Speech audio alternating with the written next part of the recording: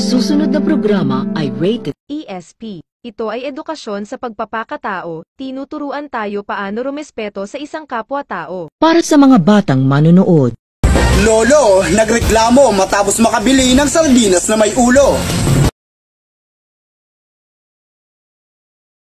Lalaki, sumuko na matapos 5 taong umasa sa babaeng ang gusto ay iba.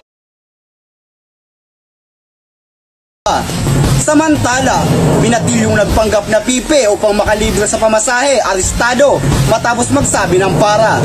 Para sa mga walang kwentang balita, tumutok lang sa HBW. Ito ang inyong lingkod, Bendix Rohanor, nagsasabing, huwag mong maliitin ang iba dahil sa nakakaangat ka. Tandaan mo, bilog ang mundo pero flat ka. At kung gusto mo ng gadgets, appliances at iba pang prices, pumunta lang sa bio ko. May link na makikita.